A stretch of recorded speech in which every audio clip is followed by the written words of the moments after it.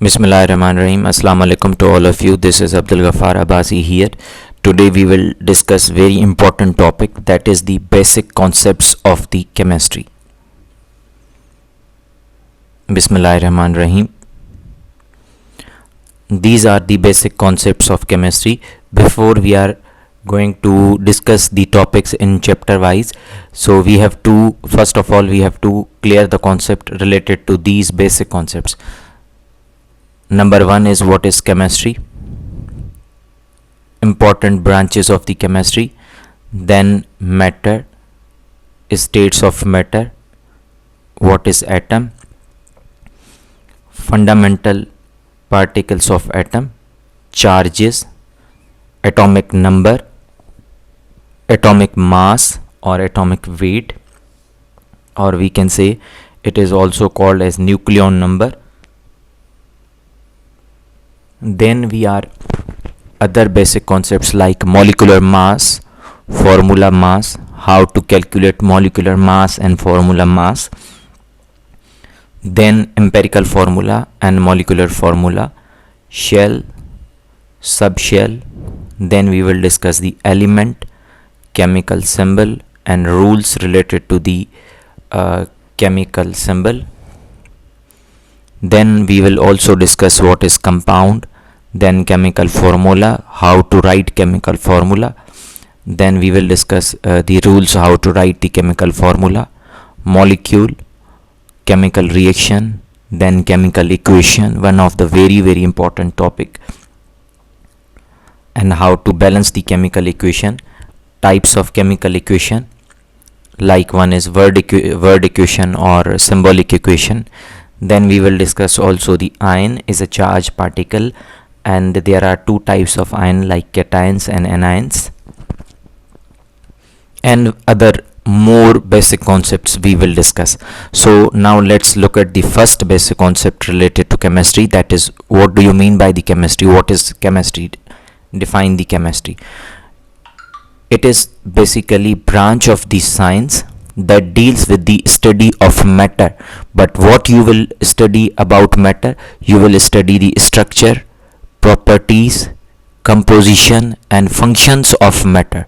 So we will discuss the structure, what is the structure of matter, properties of matter, composition and functions of matter. This is the definition of the chemistry. Now moreover, it also deals with the laws and principles governing these changes in the matter. Then we will also discuss the some laws and principles when you change the state of matter, when you convert matter from one state to another state, so there must be some laws and principles, then you make the chemical reaction. So this is all about the chemistry. Now there are many branches of chemistry which we will discuss in the chapter number 1. But what are the main branches of chemistry? Number 1 is organic chemistry, number 2 is inorganic chemistry, and number 3 is the physical chemistry. Simply I am giving you the introduction. We will discuss in detail when we will go through these topics. So in organic chemistry we will discuss about the hydrocarbons. It is the study of hydrocarbons. Means, what do you mean by hydrocarbons? Means carbon and hydrogen. This is called the hydrocarbons. In organic chemistry we will discuss the compounds related to carbon and hydrogen. They are called as the hydrocarbons, and their derivatives and their other, you can say that, compound formed by the carbon and hydrogen. So these we will discuss in the organic chemistry. Rest of other all elements like sulfur, nitrogen and these other elements like sodium, potassium, rubidium, they will be under the heading of the inorganic chemistry. Inorganic chemistry is the study of other elements. Then the third one is very important, that is the physical chemistry. But in inorganic chemistry we will discuss the study of other elements except carbon and hydrogen. Then in the physical chemistry, what we will discuss the laws rules and the principles which govern the chemical reaction or chemical changes in organic chemistry and also in inorganic chemistry.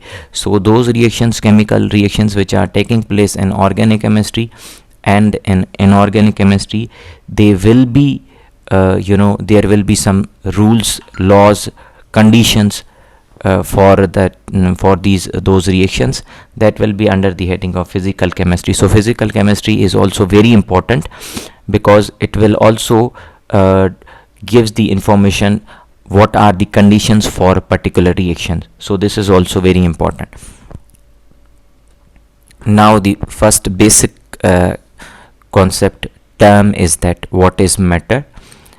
Definition for the matter is that anything that occupies space and has volume, that will be called as the matter. And there are three states of matter. Like before we are going to discuss the three states of matter, what is the example of matter? In the definition it is very much clear that anything that occupies a space and has volume, that will be matter. Say suppose we are taking the example of the water. When you add the water in any beaker, what will happen if the beaker is full of the water, then you cannot add more water in it.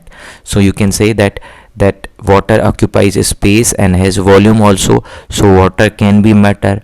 Any solid like a stone, chair, book, copy, they can be considered as the matter. So now the next topic is that what are the different states of matter. There are three main states of matter. Number one is solid, liquid and gas. So matter can be found in these three states: solids, liquids and gases. Now this is the diagram of the solid, liquid and gas. That solid particles are tightly packed with one another and there is a regular pattern of the molecules, particles. But in liquid there is no regular pattern and there are some spaces between the particles. Look at the gas, that they are widely separated. There are many vacant spaces between their molecules. So this is the diagram related to the solid, liquid and gas. Now we are discussing one by one the solid. Solid has definite volume and definite shape, right? This is the main idea when we discuss the solid. Then particles are tightly packed in solids. There are no vacant spaces, empty spaces between the particles. Third very important point is that is the reason they cannot be compressed, because there are no vacant spaces between their particles, so they cannot be compressed. Last idea related to solid is that the particles cannot move but they can vibrate. What is the movement in the solids? That they cannot move but they can vibrate, right? So examples of different examples of solids are like a stone, chair, book, pen, copy, pencil, each and everything. These are the different examples of these solids and main ideas related to the first state of matter, that is solid. Second one is the liquid. Liquid has a definite volume but no definite shape. Liquid has the volume, definite volume but no definite shape. Then what will happen? It attains the shape of the container. When you add the water in beaker, conical flask or in cup or in glass, the liquid or water that will attain the shape of the container in which you are filling it. So this is the very much important idea related to the liquid, that it will gain the shape of the container. Next very important point is that particles are not tightly packed in the liquid. As you when you compare the solid and liquid, the liquid particles are not tightly packed with one another, so there are some vacant spaces between their particles. If there are vacant spaces between their particles, then what we can say that they can be compressed to some extent, right? Last main idea is that their particles can move and their movement is called the diffusion.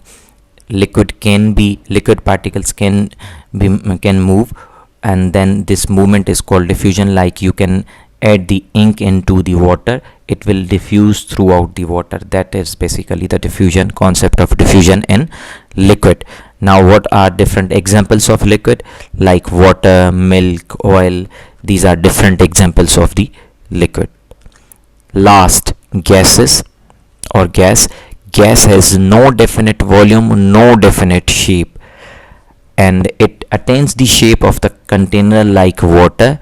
The particles are widely separated in the gas molecules.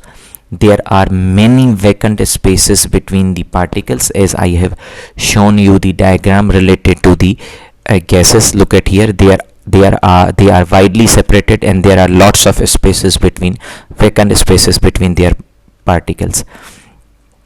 So hence you can say that they can be compressed easily by applying pressure on them.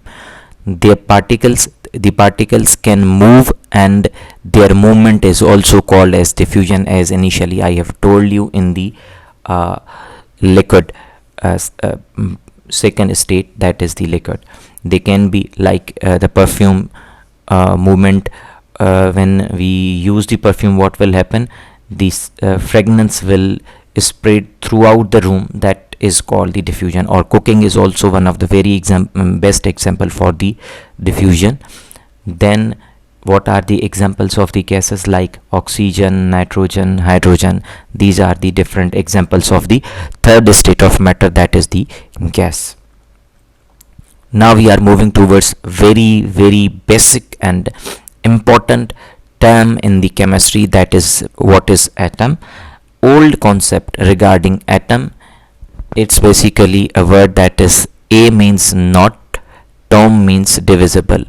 It's very much clear from this word that atom is the smallest particle of the matter, and it cannot be divided into simpler units, as it is very much clear from the term that A means not, atom means divisible. It's the smallest particle of matter, and you cannot divide it into further particles. This was the old concept related to atom. But what is modern concept related to atom? That yes, atom can be divided into further simpler units. Now these are the fundamental particles of atom. If we say that atom can be divided, so what are the fundamental particles of atoms?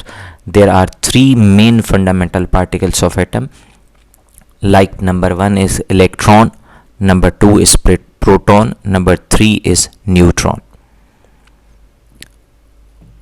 Number 1 is electron. It is represented by small e, and there is a minus charge on it. Charge, what is the charge on the electron? As you know that it is negatively charged particle. And what is the unit of the charge? Unit of charge is coulomb.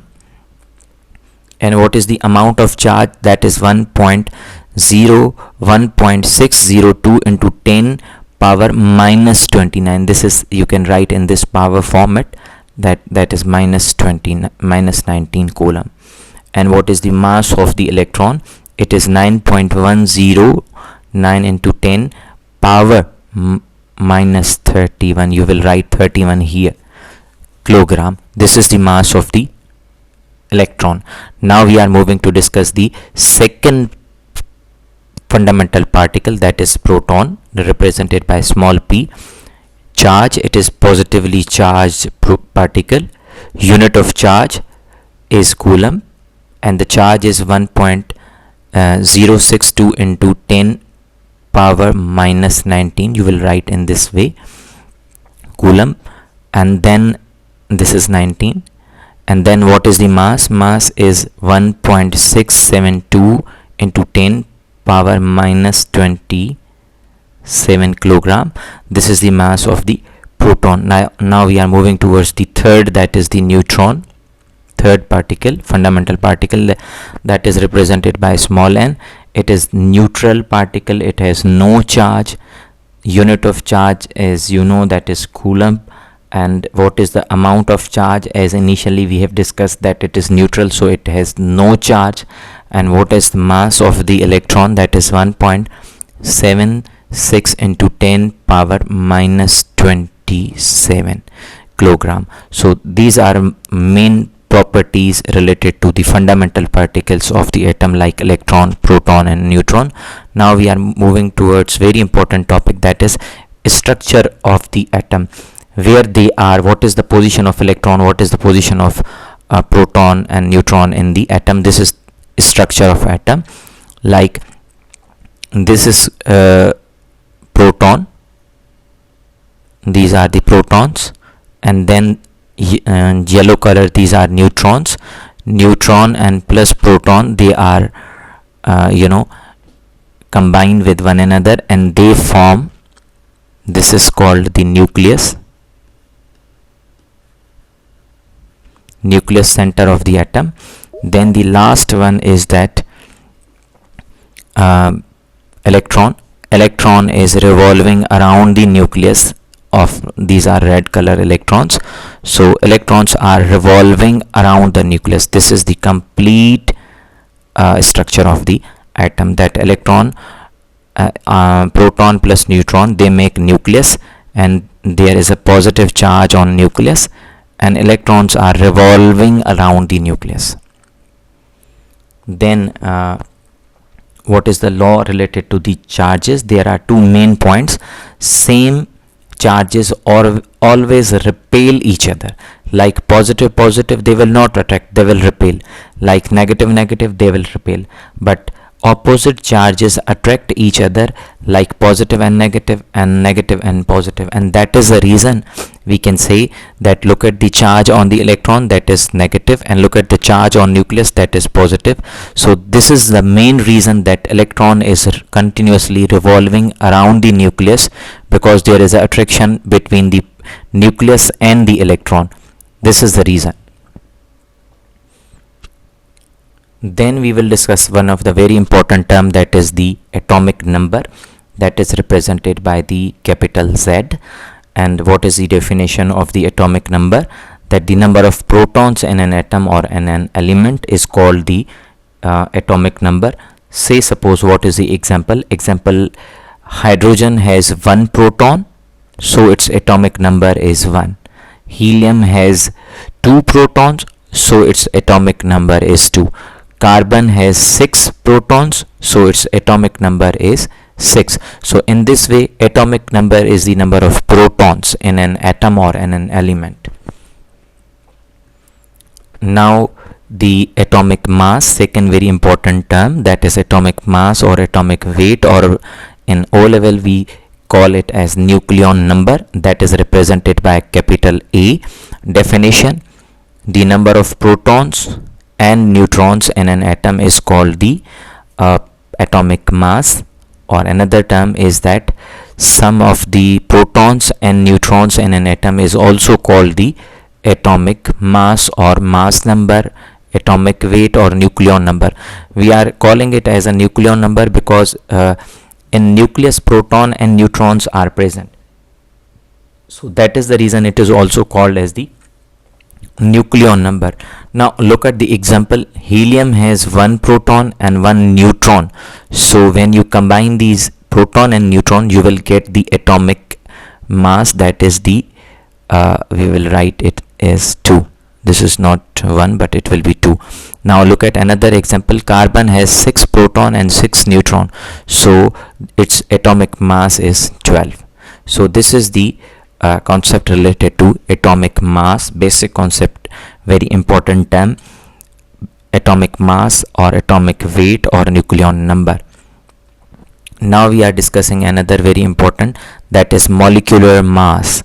What is the molecular mass? Definition for the molecular mass is that the sum of atomic masses of all elements present in a molecule will be called as the molecular mass, and its unit is atomic mass unit or AMU.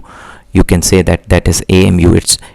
Molecular mass can be represented as AMU. Like calculate the molecular mass of carbon dioxide and water. So how you will calculate? Atomic mass of carbon is 12, atomic mass of oxygen is 16 plus 16, because there are two we can say that atoms of oxygen, so we will write 2. Then when you add these 12, 16, 16, you will get 44 answer. That is the molecular mass of the CO2, and that will be represented as AMU. Similarly, H2O water, hydrogen has 2 atomic mass, oxygen, as we have already mentioned in the first example, that 16. So when you add 2 plus 16, that will be 18 AMU is the atomic molecular mass of the water. Now we are moving to another very important term, that is formula mass. Definition: the sum of atomic masses of all elements present in a compound is called formula. Chemical formula is related to the compound, so that's why I have mentioned here the compound. And molecular mass is related to the molecule, that is reason I have written here molecule. Its unit is same, atomic mass unit. Now how you will calculate the formula mass of sodium chloride and potassium hydroxide?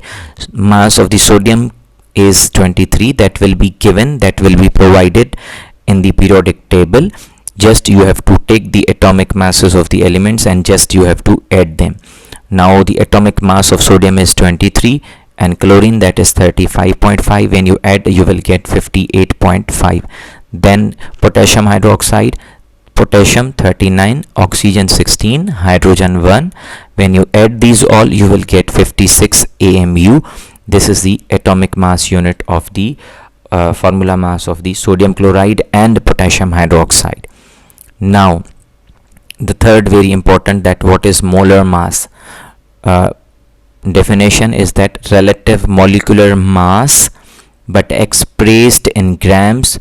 Its unit is gram. So you will take the molecular mass of any compound or formula mass of any compound, but you will just remove AMU and you will write only the gram.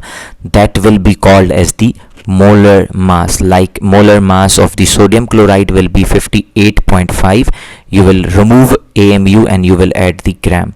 This will be called as the molar mass. No confusion or no difficulty when you compare the molar mass and formula mass. Just it's same, but just you will remove the AMU and you will write the unit, that will be gram. Molar mass of potassium hydroxide will be 56 gram. So this is the molar mass. Now we are discussing very important topics: empirical formula and molecular formula. What is the definition of the empirical formula? It represents the simplest ratio of atoms present in a compound. In empirical formula, the simplest ratio of atoms we have to find, and then we will write the empirical formula.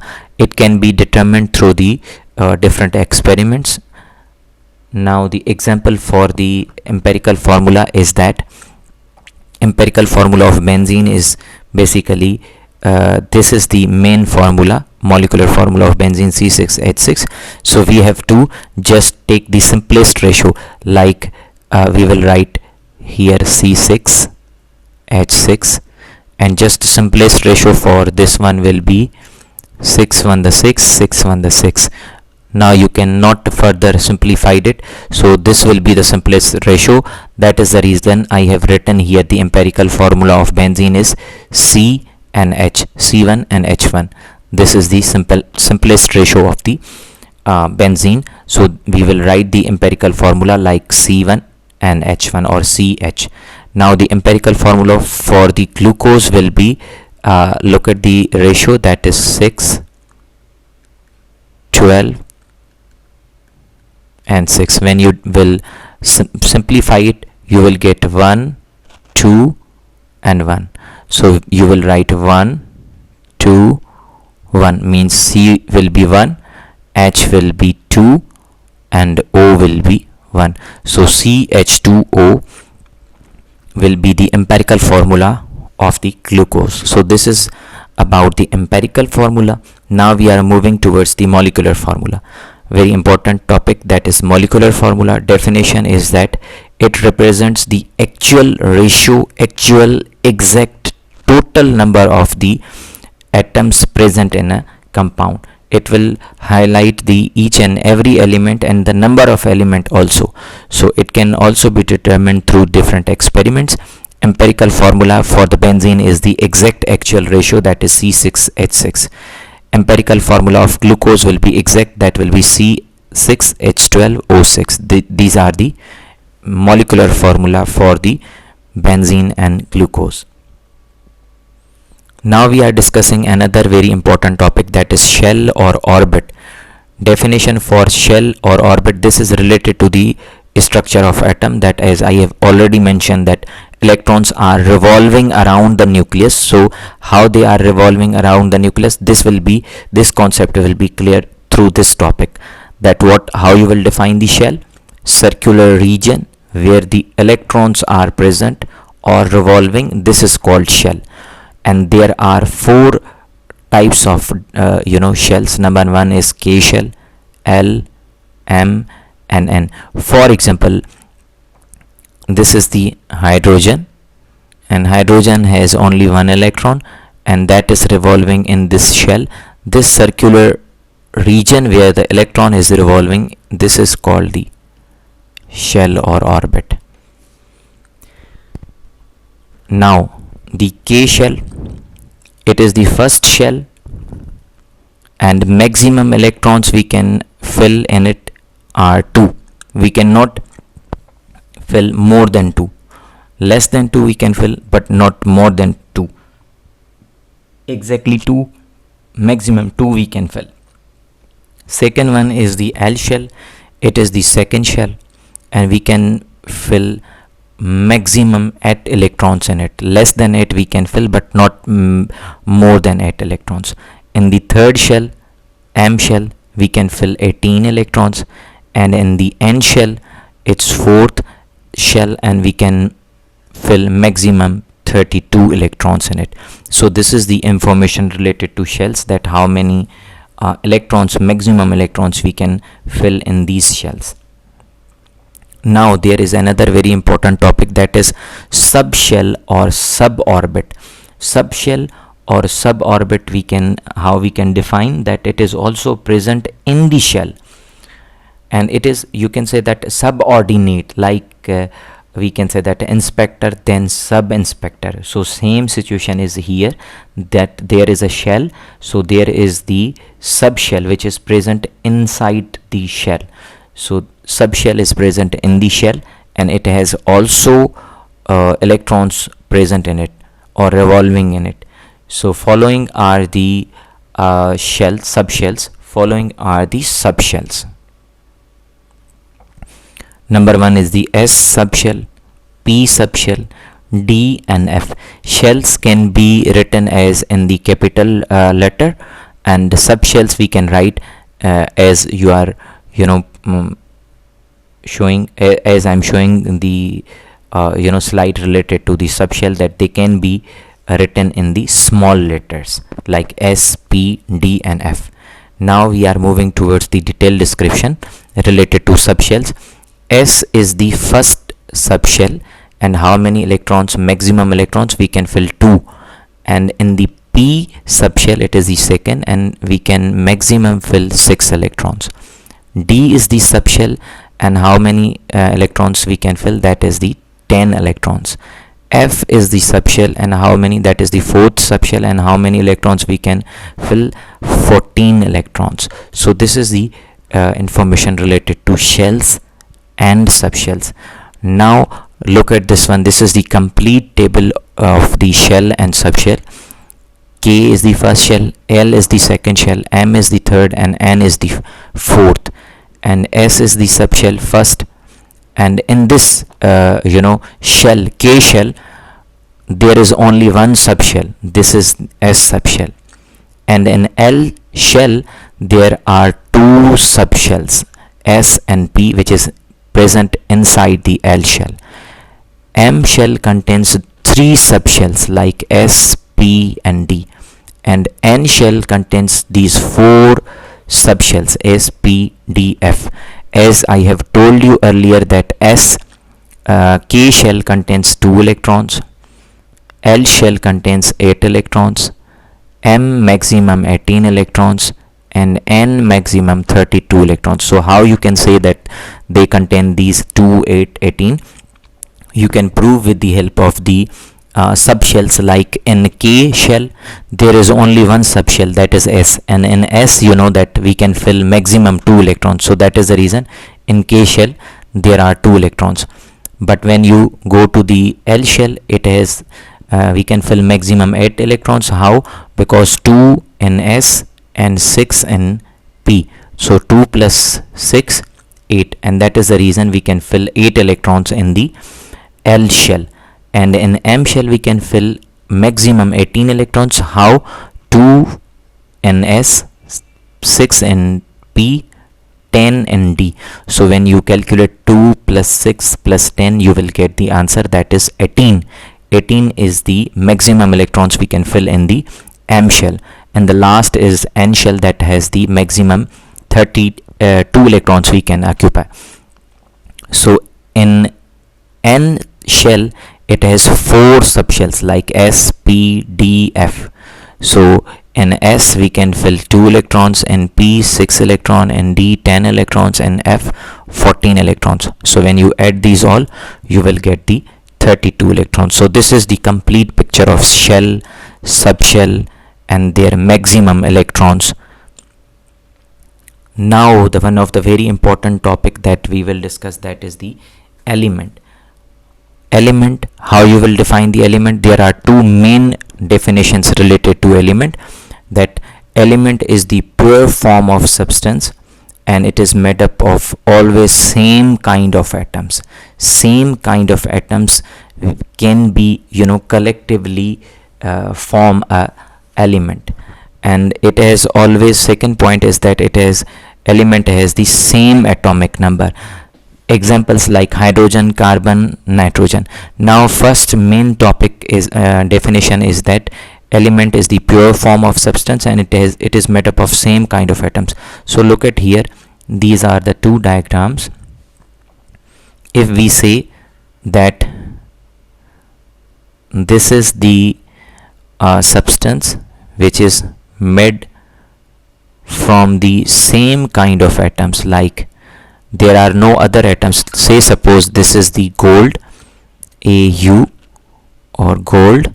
So gold is made up of the atoms of the gold. These are the gold atoms. So we can say that is the element because it is the pure. There are no other substances present in this substance. So this will be the pure form of substance. And as I have mentioned here, that element is also the pure form of substance. So this will be called as the gold, and it will be element because there are no other elements, atoms, same kind of atoms are there.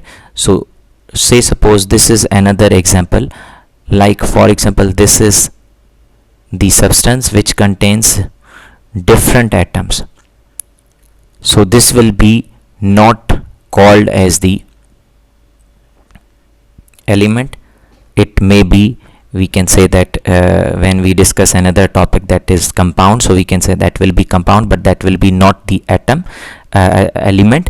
Element will be always made when there are same kind of atoms.